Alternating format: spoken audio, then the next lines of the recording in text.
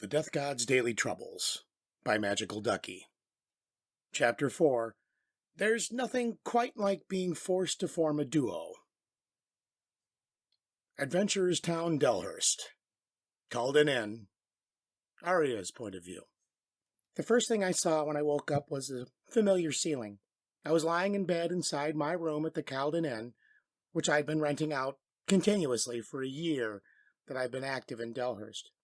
I slowly pulled the blankets off me and rolled over to my side as I felt a stinging pain from the numerous bandaged cuts and bruises all over me before looking around the old-fashioned room. Everything was the same as I had left it earlier this morning. My great sword was leaning against the desk across from my bed, but the clock on the wall indicated that it was currently around 10 p.m.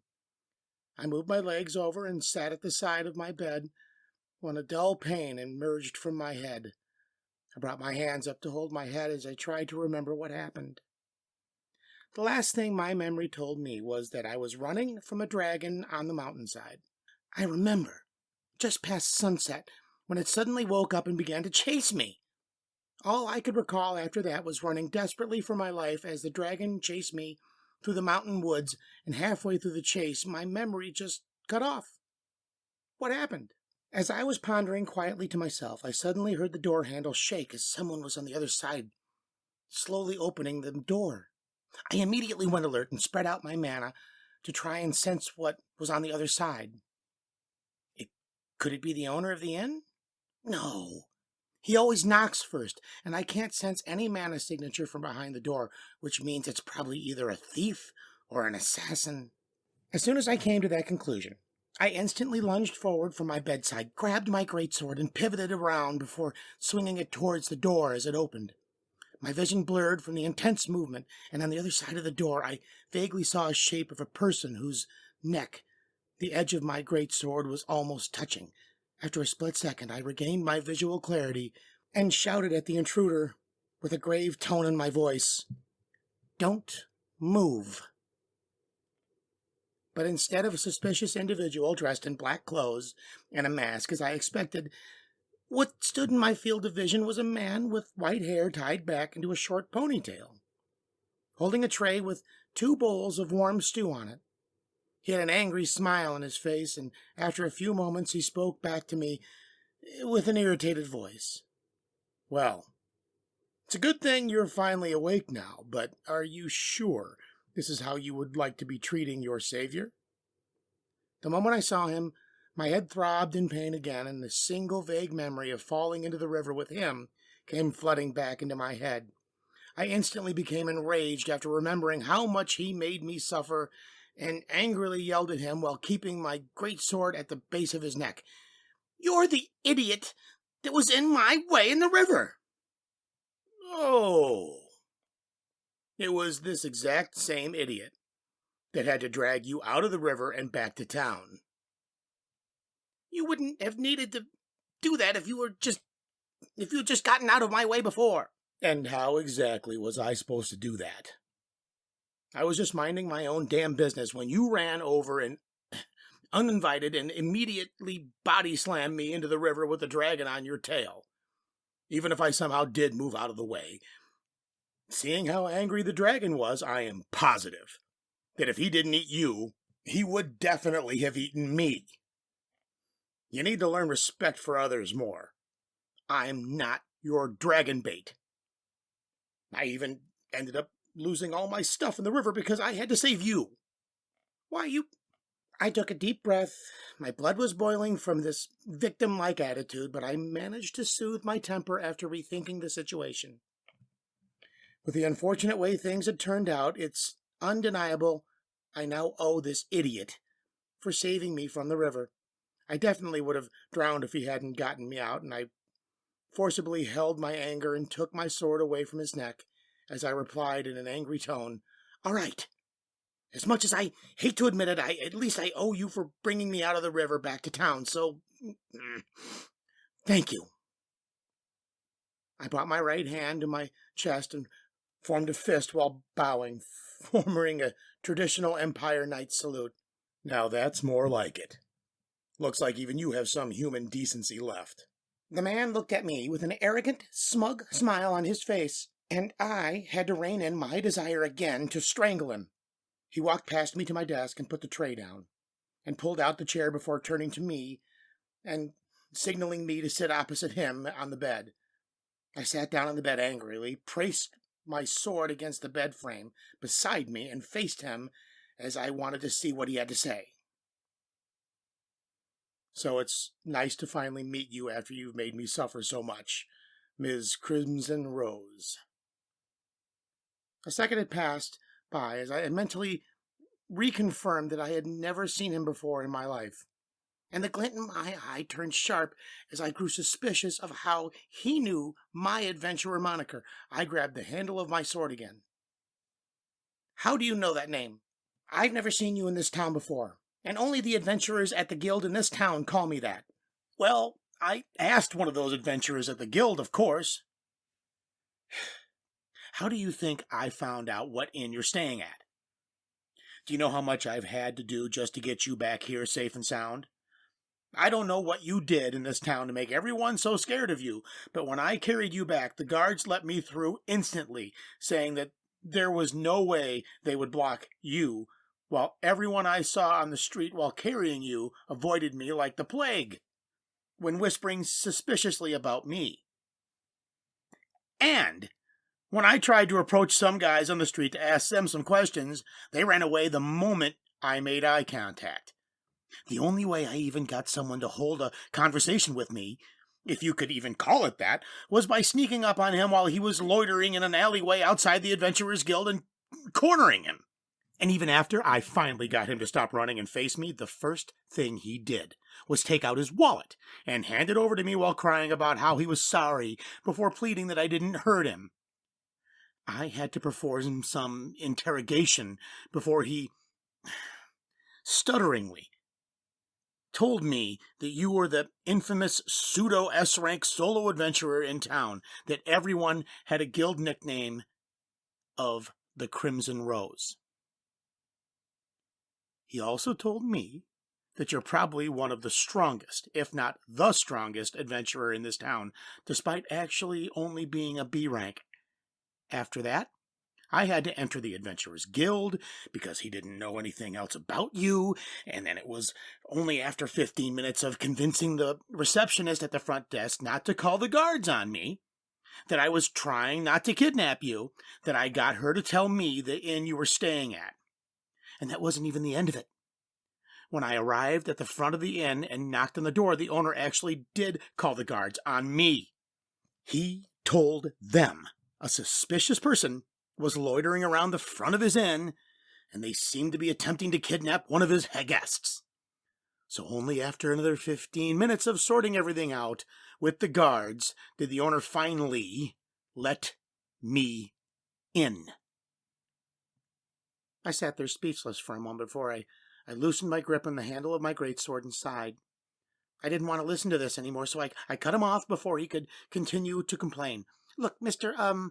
Kyle. Right, Kyle, I'm sincerely sorry for all the trouble I've caused you, and if there's any way I could pay you back for saving my life, just let me know in the future. But I would like to rest for now and after today's event, so if it's possible, please leave for today. Oh, and exactly where would I leave to? Literally everything I owned, including all of my money, was in my backpack, which was washed away down the river when I was saving you. Don't you live around here or something? I'm sure I could at least pay for your stay in an inn nearby and some travel expenses for you to get home, if it were for only a few days. Well, unfortunately, I don't live near here at all. In fact, this is my first time even seeing this area. I only knew this town even existed because I saw it on a map before you tackled me into the river. And luckily, it happened to be in the town that you were staying in. Otherwise, we would probably still be in the streets around now. Wait. What were you doing out in the mountains past the Empire's borders? You've never even seen the area before. It was Kyle's turn to be speechless for a moment before he slowly covered his mouth with his hand and broke eye contact with an embarrassing look on his face. I may or may not have been lost. I was dumbfounded. How can you possibly be that bad with directions? If you came from the heart of the Empire, and that means you somehow avoided every single border town and went straight into the mountains unarmed? Kyle eventually sighed and made eye contact with me again, but this time with a bitter smile on his face. Well, let's just say that things happened and I ended up lost in the mountains. Anyway, all you need to know is due to the combination of your actions and my unfortunate circumstances, I currently don't have a home to return to or any money on me. His answer sounded really suspicious to me, and after a moment, the fact that he might be a con artist flashed through my mind, but seeing the look of genuine concern written all over his face, he was either telling the truth, or he was an exceptional actor. After thinking it through a bit, though, he was probably telling the truth. Since, if he was really a con artist, he would have just robbed me and left me for dead after getting out of the river. And in the first place, the fact that both of us were at the riverside at the same time was just a freak coincidence, so there's no way he could have planned all this out. I put a similar look of concern on my face, and before answering back, "So what do you expect me to do? Look, I'm grateful for you for saving me, but I'm not going to feed, clothe, and shelter you free for the rest of your life." After I finished my sentence, Kyle's face shifted into a wry smile. Well, you see, I already expected that you wouldn't be willing to just pay for all of my living expenses. But fear not. I am a generous man who wouldn't take advantage of you like that. So, taking into account both our situations, I've spent some time to devise a plan that can benefit both of us. In fact, it's pretty simple. If you won't even have to do anything out of the ordinary, my plan is that I can register as an adventurer, and the two of us can form a team. So, when we complete quests together, I'll get a cut of the reward, which would solve the problem of my living expenses. You're even the perfect candidate for this, since you've probably noticed by now that I'm manaless. So even though I can kind of fight, it's better to have someone who can handle things by themselves, someone strong enough to basically kill all the monsters without me, like, for example, you. It's genius. Kyle started laughing manically as I fell into deep thought. So he was manaless. It was a possibility that came to my head after I didn't sense a mana signature on him, but since most people who have no mana signature were assassins or thieves who trained to conceal theirs, I kind of assumed that it was just that. An assassin or a thief. But to think he actually was just manaless, well, that's rare. But not unheard of for someone to be born without mana. I guess he was just unlucky. Actually, wait a second. What was his plan again? Wait, if you're getting a cut of the pay for doing nothing except for being on my team, then there was no difference between that and me actually feeding, clothing, and sheltering you for free. I yelled at him after realizing how ridiculous this plan was. I'd rather have no one on my team than a useless slacker like him. Don't worry, I won't be doing absolutely nothing. Like I said before, I'm a generous man. And as a member of your party, I'll probably follow you out onto missions. And instead of fighting, I'll be in charge of cooking and setting up camp for us when we're out of town. I can even carry all the supplies by myself. After all, the only thing I've got left is my physical body. And it's definitely not weak. And if you ever need help in a fight, well, I'll try my best to bring you back in one piece. I took a deep breath, closed my eyes, and calmed my temper down again to rethink things objectively. Looking at his slightly slender physique, pretty boy face, and smooth skin that looked like he'd barely even worked before, he'll probably fall behind if I'm going at full power. But I guess it might be okay to let him try it out for now. I'll just take on some slower, easier quests while I recover from my injuries.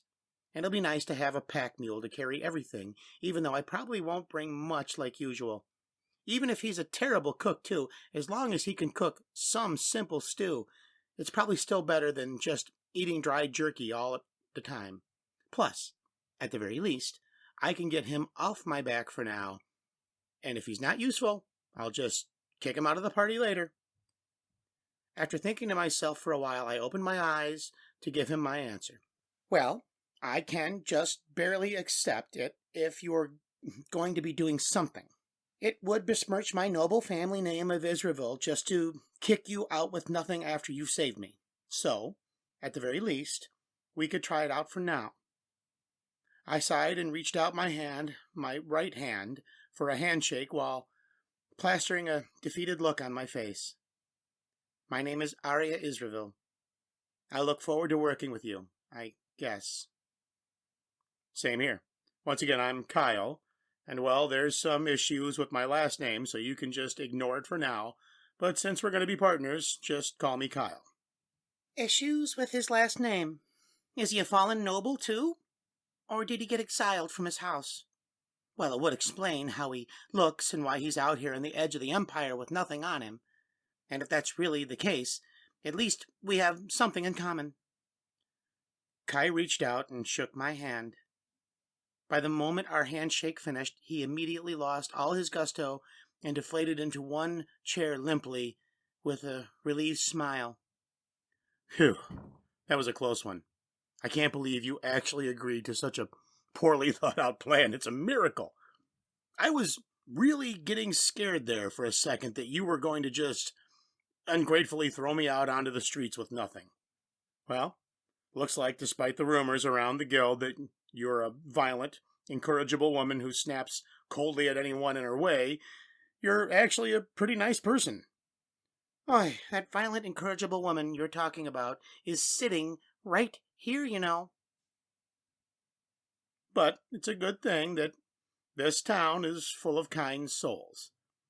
I don't know what I would have done if the inn owner hadn't let us in after hearing my story. He even lent me some old clothes and the first aid kit. Oh, by the way, if we're going to be a team from now on, one word of advice from me is that you should definitely look into getting some simpler armor. I know the whole diagonal leather straps aesthetic looks cool and edgy, but do you know how hard it is to strip that needlessly complicated hunk of drenched leather and metal off of you? I even had to bandage all your open wounds and change you into clean, dry clothes afterwards. Wait, what did you do? My blood boiled all over again as a bright red blush from the embarrassment of realizing what had happened while I was unconscious reached into the tips of my ears. It looks like, in my scramble to remember exactly what would happen in the river, everything else slipped my mind. Important things, like, for example, exactly who had changed me out of my armor and into my pajamas and treated my wounds, and it didn't occur to me. I instantly stood up from the bed, lunged forward, yanked Kai's limp body off the chair by the collar, and I used my other hand to bring the edge of my greatsword up to his neck again. A violent glint in my eyes shined while my entire face was still flushed red as I ground my next words through my enraged smile with a furious tone. Never mind. I take back what I said. I'm definitely going to kill you right now. Kai had a defeated look on his face and traces of tears in his eyes as he mumbled to himself while in my grasp. Looks like no matter how much you do for some people, there truly are genuinely awful people in this world. All of the initial kindness that is just a facade to hide the undesirable inner natures. And to think I lost my trusty Excalibur for this. Well, at least now I know that the rumors at the guild weren't completely baseless. After shaking Kai's body around vigorously while yelling at him for a while, I finally calmed down, whimpered a bit, and then put my greatsword down as I threw him onto the ground before holding my head in my hands as I whispered to myself with tears in my eyes, "Am I even pure anymore?" Kai got up, patted the dust off himself, and cleared his throat to get my attention. Now I understand why you're angry, but it was either I changed you into clean clothes and bandaged up all your small injuries, or I left you there in your cold, wet armor with open cuts and scrapes everywhere to possibly get hypothermia or infection. Anyway, I can't look you in the eyes and lie about having absolutely not seeing anything, but I swear on the life that I didn't do anything shady or take advantage of you like that. What's done is done. And if you should move on, just be happy that you're still alive and well." I sighed again. Unfortunately, he was right. What's done is done. And while I was still just starting to simmer down internally, at the very least, I can take solace in the fact that I'm alive without any serious life-threatening or mortal wounds. I brought my head up to look at Kai as he sat down on the chair again, and I put the tray that he had brought with him before on his lap. He scratched his head with his free hand and looked away from my eyes with a slight tinge of a blush on the face that he gave me one of the 2 bowls of stew. "Look, I'm sorry. I'll try to make it up to you later, but for now, let's just eat dinner. The stew that the owner gave us is about to go cold." It was at this moment that my hunger finally caught up to me, with my stomach growling loudly. My face went red again, and I hesitantly took the bowl of the now lukewarm stew from Kai and ate a spoonful. It was a beef stew that the owner had cooked for the tavern customers all the time. I've had it on multiple occasions, and while the beef was always a little tough to chew, it was still pretty good. I heard it was because the owner used to be a chef in a big merchant city before he moved here to retire, and he was a good cook. The stew was lukewarm, but still tasty, and I ate it almost immediately. But after I finished the last spoonful, I was still hungry and contemplated whether or not to go down and ask for another bowl when I looked up and noticed Kai wasn't eating his food. "What's wrong?" He was staring intently at the spoonful of stew that he had in his hand. Wondering how the inn owner could even run that tavern downstairs, if all he could give us to eat was this. Someone else has to be cooking instead of the owner for the tavern customers. I didn't notice it when the owner was giving it to me, but now that I've looked at it, this stew really is just tasteless gruel, isn't it? I'm hungry too, but I'm surprised you could even stomach this, much less wolf it down so fast. I looked at Kai with a sense of confusion as he was mixing the stew around in his bowl with a spoon. "What are you talking about? The beef stew might not look like the prettiest dish out there, but it still tastes pretty good. You should stop being so picky. The owner gave it to you for free anyway, right? At least you could do is eat it with a sense of gratitude." "You're right. Looks, despite my arrogance before, I still have a lot to learn in terms of heart. Huh? Thanks for the lesson, Arya. I'll trust you this time and give it a try." Kai scooped a spoonful of the stew with a smile and put it in his mouth, and after actually tasting it, he immediately spit it back out. "Ugh! I knew something had to be up. How can you call this pretty good? This is barely even edible. Are you sure you actually have a sense of taste? Haven't you had any actual food before?" I crossed my arms in disdain. The owner of this inn was definitely one of the better cooks I've seen, and over my year-long stay at the Calden Inn, I've tasted most of his repertoire, so I know he is a good chef. "What do you mean? The owner of this inn might not be the ace chef from the Empire's capital, but his cooking is still some of the best I've had before. It's definitely better than yours, at least. I'd like to see you try and make something this good." Make something this good? It would hurt my pride as a chef to even attempt to make something remotely as bad as this. It seems that you really have never had any actual food, if you can even eat this slop. Anyway, I need some actual food. I can tell you're still hungry too, so I'll just wait a bit, and I'll be back in a couple of minutes with dinner. Just let me educate you on what real food tastes like. Fine, I'll be waiting then. Kai stormed out of the room towards the kitchen on the first floor of the inn as I sat on my bed waiting for him to crash and burn once he realized the owner's cooking was better.